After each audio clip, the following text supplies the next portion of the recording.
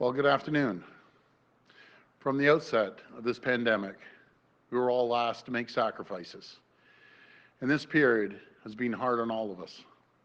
But it's been especially difficult, it's been especially unbearable for families with loved ones in our long-term care system, retirement homes, and other congregate care settings.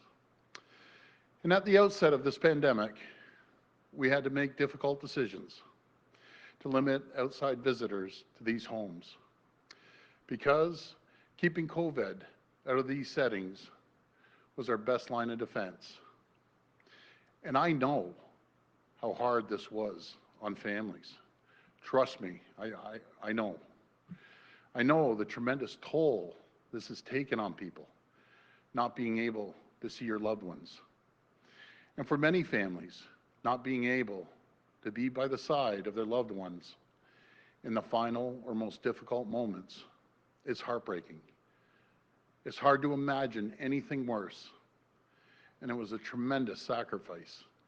And we must never forget what these families had to go through. But looking back now, looking back on the devastation this virus caused in the homes that were hardest hit, I know this difficult decision was necessary. Because of the steps we all took, we've been able to keep the vast majority of homes outbreak-free. This decision, as hard as it was the right decision. Together, we have saved countless lives. And I'm so grateful to all of the families who've worked with us.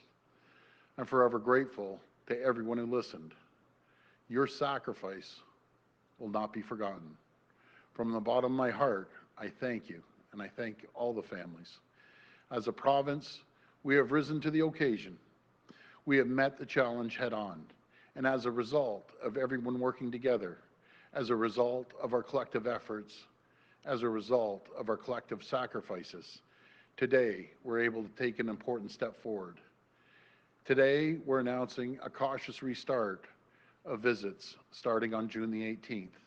To long-term care homes, retirement homes, group homes, and other congregate living settings that are not currently in outbreak. We need families to be able to see their loved ones. And today, we're taking the first steps to help reunite families, to help reunite loved ones in the safest way possible. I know this day we have all been desperately waiting for, but we can't take this progress for granted. We can't forget that these settings are still vulnerable to COVID-19 outbreaks. So we must remain vigilant. We must move forward, but we must do it so carefully. And in the coming days and weeks, we will continue to monitor the situation closely. We're working on expanded visiting opportunities as soon as it is safe to do so. And nothing is more important, because we're all in this together. Thank you so much, and God bless the people of Ontario. Now I'll pass it over to Minister Fullerton.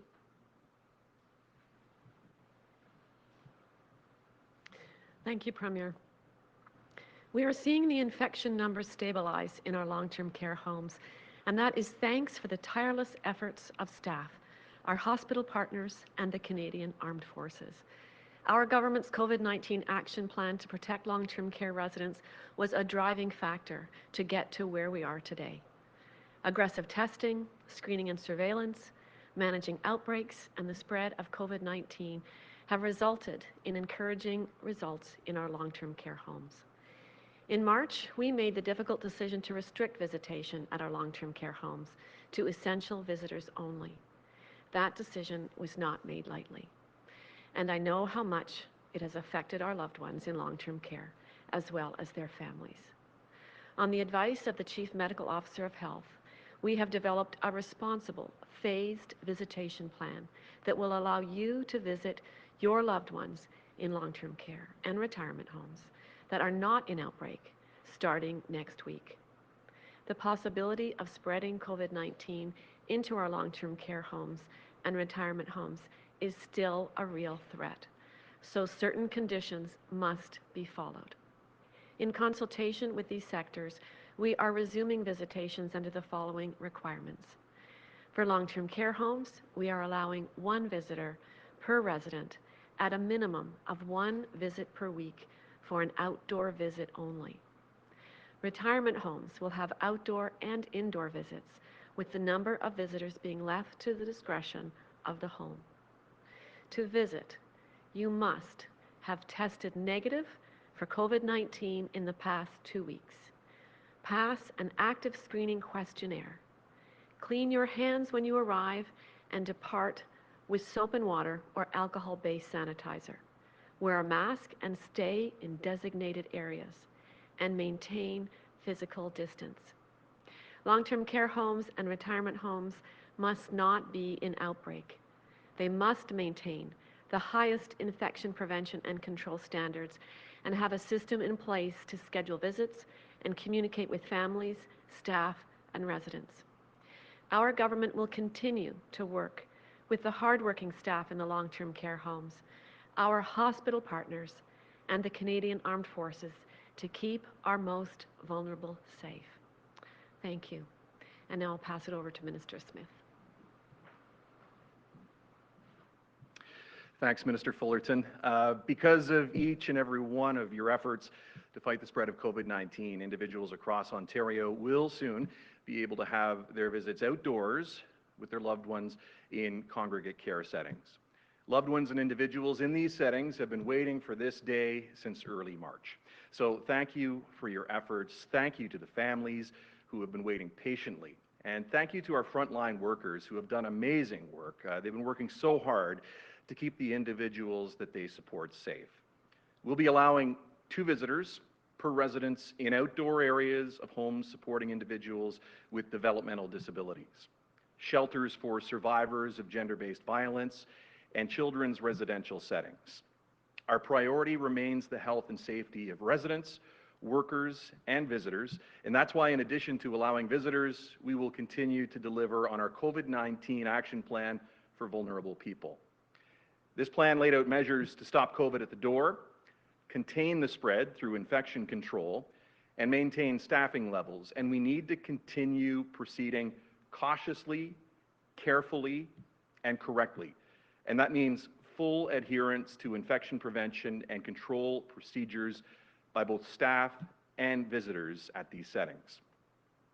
Congregate care settings will be responsible for implementing and communicating infection prevention and control protocols to visitors, which include active screening for all visitors, proof of a negative COVID-19 test within the previous 14 days, temperature checks, physical distancing during the visit, mandatory mask wearing, and disinfection of the outdoor area used for the visit. We ask all visitors to please take these guidelines seriously and listen to all the staff on site. They're doing everything they can to protect your loved ones and yourselves. This has been a very difficult time for our province, but it's been especially difficult for those separated from their loved ones, as the Premier mentioned. Today is an important first step in reconnecting these families. Thanks very much. We'll go to the phone line for questions. Just a reminder, 1 question, 1 follow-up. First question. First question comes from Rob Ferguson from the Toronto Star. Please go ahead. Hi, Rob. Hi, Premier. A lot of families will be happy to hear this, but on the visits, but I think a lot of people are wondering in terms of the Woodbridge Vista nursing home, what took so long for the province to issue a takeover order for that home, given the fact that an 82-year-old man there died over a week ago from exhaustion caused by malnutrition. Surely there were signs, and the Army medical teams are in there now. So what happened? What went wrong? And why didn't the government act faster on that one? Well, Rob, I'm going to pass it over to Minister Fullerton. Thank you. A very important concern. We acted swiftly all this process, making sure that we had IPAC, infection prevention and control groups, hospital teams in our homes that were in outbreak to assess them and in an ongoing way to maintain communication with that home and to support that home. So this is a whole process in collaboration with the home and the supporting hospital or armed forces, as the case may be, and looking at how those homes are supported. So this is a collaborative effort, and before we take a mandatory management role and complete that, every effort is made to collaborate with these homes. So it is a process. You understand that we are improving. Our numbers are improving in terms of our red homes, and our outbreaks are improving. Many homes have resolved outbreaks now. And so in this particular concern, the issues surrounding this particular tragic case, there is an investigation ongoing with our inspectors right now to understand the circumstances better. So I appreciate your question. Thank you. There's probably a lot of families still wondering, maybe they might still have their mom or their dad or their grandmother if the province had acted sooner. What do you say to that? And how many homes are still in code red? Our code red numbers are dropping daily, and we have about 67 homes still in outbreak. Of that, there are roughly, I would have to get that number for you precisely because it may have changed during the day, but I can get that number from my staff for you. But it is dozens now rather than the many that we had prior to this. So it's moving in the right direction. Looking at the support that our families are receiving, it is important that they get in there. We acknowledge the significance that families play and caregivers and the neighbors, friends, to be able to get back into the homes and support our loved ones. So this is an ongoing effort to understand how we can open up further. It has to be done in a measured way, and we're taking the advice from the Chief Medical Officer of Health through this very measured process. Next question. Next question comes from Ashley Legasic from News Talk 1010. Please go ahead. Hi, Premier. Hi, Thank Ashley. you for taking my question. Thank you. I've spoken to a number of restaurant owners outside of the Golden Horseshoe who plan on reopening tomorrow. They say things are not going very smoothly. They're getting calls every day with new guidelines, depending on the public health region that they're in, and they want to see a provincial approach instead of leaving the specifics up to each region. So my question is, will the province be providing more guidelines for businesses like restaurants, and if not, why not? Well, the provincial guidelines and the protocols very clear. I think we have over 100 guidelines from the Minister of Labour. And now keep in mind, every Chief Medical Officer of Health, if they want to add more stringent guidelines, they're going to have to deal with the local Chief Medical Officer. But our guidelines are as clear as they can be. If they go on the provincial site, they'll see it. And again, it's up to the local municipalities. If they want to change it, that's going to be up to them. They have the right to under Section 22 of the Health Act. So I would recommend that they work with the local Chief Medical Officer's office and work through it, because ours are pretty stringent. So I'd work with them. Follow up. Thank you. And my follow-up question is actually about being tested for COVID-19. I'm wondering if you and maybe Minister Elliott as well could explain how that process went, what it was like, and if it went smoothly. Yeah, it went smoothly. I just did it through abundance of caution. I stand up here every single day, and I've been tested after the PDAC conference a while ago at the beginning. And then, I tell everyone, go get tested. So I thought through abundance of caution, I better go get tested. And I skipped my press conference, went there and got tested, and it's quick and didn't hurt. You get a little water in your eyes, as everyone knows when they go there. But I encourage anyone that feels that they've been around someone that had contacted COVID, then go get tested. And that's the reason myself and the minister went immediately and got tested. Next question. Next question comes from Cynthia Mulligan from City News. Please go ahead. Hi, Premier. Hi, Cynthia. This question is actually for the Health Minister. Minister Elliott, online there is a photo of you circulating, shopping in an LCBO store, presumably or allegedly after you got your test and were awaiting results. Can you confirm if this is true, and is this an appropriate thing to be doing after you've been tested and potentially exposed to somebody who was exposed to someone with COVID? Well, thanks for the question, Cynthia, and I'm happy to explain the situation.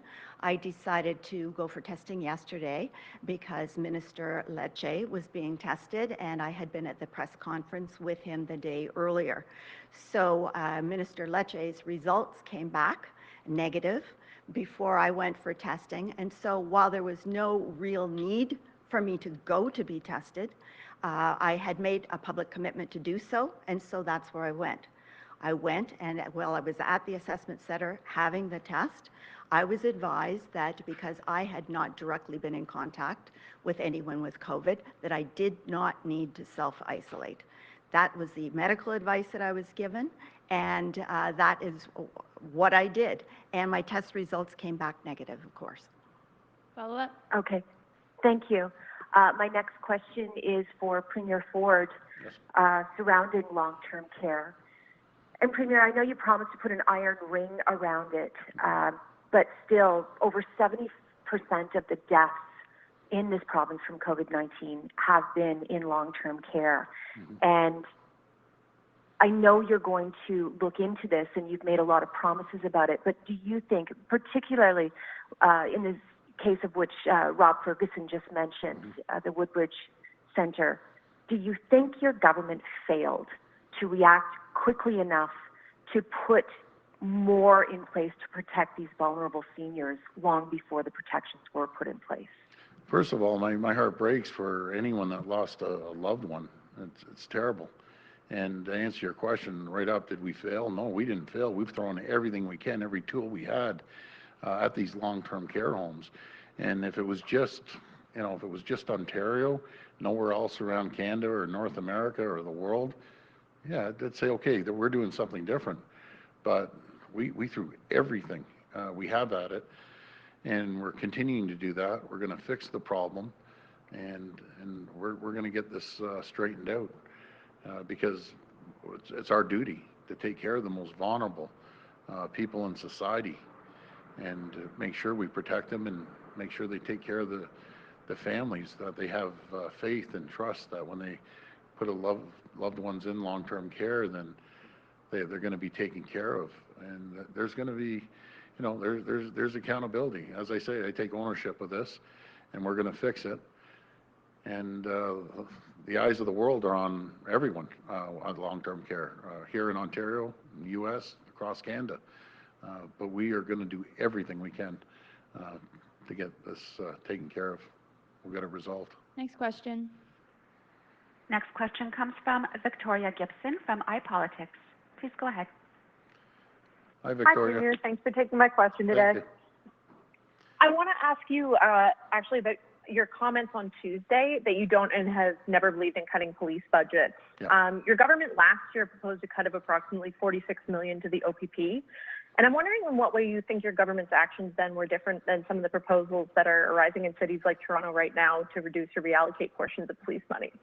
Well, when it came to the OPP, we drove efficiencies, but what we did do, I think we threw over $1 billion into new communication systems. We built new OPT detachments. So we put a lot into infrastructure. Going back to the question, I just don't believe that police budgets should be cut. I think we need the police, and there's a lot of things that we can improve in every sector, including the police. And you can talk to any police officer, they'll give you right off the top 4 or 5 things that they feel they can improve on. So do we need improvement? Maybe better training, more community policing, more awareness? Absolutely we do, but not to cut them. It wasn't too long ago that when you called 911, it would take 3 or 4 minutes to even get an answer. They've corrected that problem, but by no means. Safety is the #1 priority, along with health, obviously, is #1, but right behind it is safety. You have an incident, someone's breaking in your house, you want to have the police there instantly. You don't want to be waiting. And anyone who doesn't believe that, well, I guess they haven't faced an issue when they are in desperate need of police. Follow up? Sorry, just to follow up, you were on Toronto City Council and Vice Chair of the city's Budget Committee in 2011 when the Mayor was at one point asking Toronto Police to find reductions of around 10%, which is the same amount some councillors are currently proposing as redistributed from the police budget. Was this not an effort that you supported at the time? And if so, how do you square that with your comments earlier this week? Well, we drove efficiencies. We drove efficiencies right across the city. We were the only government. When we went into office, the first words out of the city manager's mouth is, welcome to the City of Toronto. We're $774 million of pressure going into the year. You can either drive efficiencies or you can start raising taxes by 20%. Well, I know, and I'll stand here today, there's waste at the provincial government that we're trying to drive efficiencies. There's waste at every municipal government, and there's waste at the federal government too.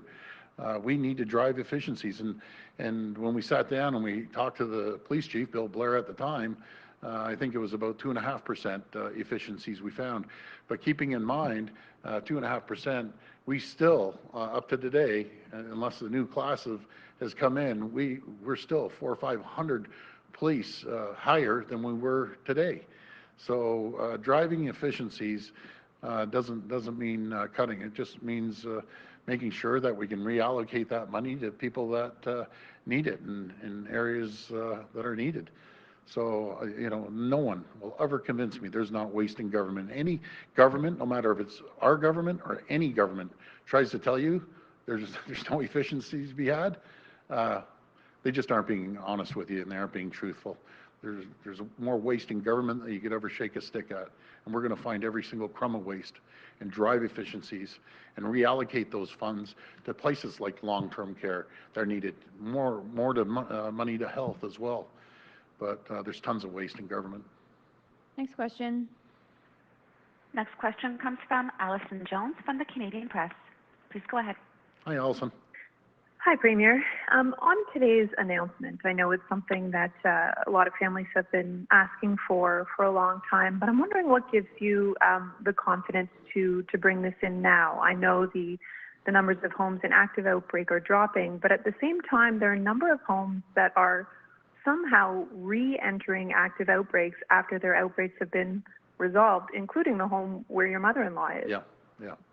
So any home with that has an outbreak, they won't be able to visit. But Alison, I'll tell you, I get asked this every single day by Carla. When can I see my mom? When can I?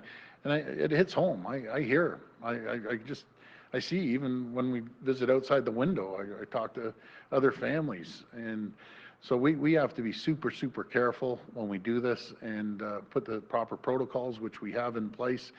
And at the end of the day, it's going to be the home that calls the shots. If they don't feel comfortable, cooperate with the homes, because most of them are phenomenal places. But again, we're going to do everything we can until you can see your loved ones. It means everything to people. Thank you. And on childcare, you announced on Tuesday that centers could reopen Friday, but operators didn't get the government's 20 pages of new rules until 11:30 p.m. on Tuesday night. Do you think that this is actually enough time for any center to get up and running by Friday? Well, this goes to childcare and any business moving forward. We open. If you aren't ready, any childcare centers don't open. There's not an emergency. You don't have to rush. Just don't open. When you're ready to open, if it takes you a week, if it takes you 10 days, then take the week and 10 days. I'd rather be careful. So take your time. There's no emergency here. Next question. Next question comes from Travis Danrash from Global News. Please go ahead.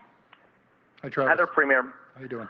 This question, good, thanks. This question might be directed to you or perhaps Minister Fullerton. Did the government suspend proactive and follow-up inspections of long-term care facilities in late March, moving instead to a outreach model? And if this did happen, do you think that decision impacted care and possibly cost lives as we continue to hear horror stories emerge of neglect at for-profit care homes being unearthed almost on a weekly basis? Yeah, I'll pass that over to Minister Fullerton.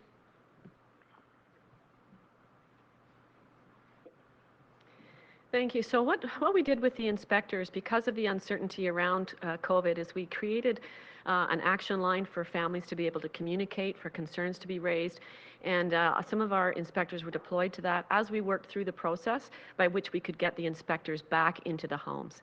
And so that's what happened there. The inspectors were also point people to make sure that the homes could get their PPE, that we could get any concerns raised by families or residents or staff addressed in an expedient way. The real issue surrounding some of the homes that were in crises was staffing. Staffing, as you know, was already in a crisis situation for long-term care as the new ministry was formed back in the summer of 2019. And we are actively addressing that with a staffing study to inform a comprehensive staffing strategy. And so the staffing crises, when hit by COVID, in some homes necessitated bringing in the armed forces. And so I'm very, very grateful that we were able to call on the armed forces at that time. And the inspectors are now fully engaged in the homes, and that whole process has been worked out. But you can understand how challenging that could have been at the very beginning of this, not understanding fully the nature of spread of COVID. We were using the medical officer of health and those directives and that expertise to inform our decisions. And understanding that this has happened across the world, devastating in our long-term care homes, and all measures were taken possible to support our staff, our residents, and our homes during that process. Follow-up? Thank you. Okay, I do have a question for the Premier, but I'm assuming that does mean that you then move to an outreach model. Follow-up, Travis? Okay. Premier, on another topic, do you believe, I know you've talked about systemic racism in the general population, but do you believe if systemic racism is real in policing in Ontario? And I'm specifically asking about police forces in this province. Well, I've said, numerous times here, yeah, there's certain degrees of systemic racism everywhere, and we're going to put an end to it. And that's why, I think a great leader, and I'm so sad to see him leave, is the Chief Saunders. What a leader he is. And I guarantee you, Travis, if we took a poll right now, it would be, if you want the chief to continue on for 3 or 4 years, he'd be in 90%. I'd guarantee it. So, I think there's a lot of things to be fixed right across the board. But again, I never paint a broad brush on everyone. With any group, you can have good and bad. Next question. Next question comes from Lisa Shane from CBC News. Please go ahead. Hi there, Premier. Hi. This question is about the nurses in the province. You are calling nurses heroes in the healthcare system, especially during the course of this pandemic. But nurses are angry that their recent arbitrated 1% pay increase doesn't really reflect what you're saying. They say your government's bill to cap wage increases is unfair. So what do you say to the nurses in the province who say you're not putting your money where your mouth is? I'll pass it over to the Minister of Health.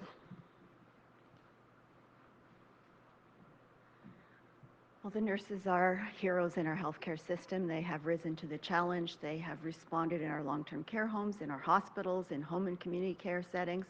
I know that there are some issues outstanding, but the matter was heard by the arbitrator. It was an independent process, protected everyone's rights, and so that isn't something for us to question. That's outside of our jurisdiction, but we remain committed to working with our nurses, and we are in recent communication with with ONA, with our NAO, with other organizations on a regular basis, and we want to make sure that we're able to address the issues that are within our jurisdiction whenever we have the opportunity to do so.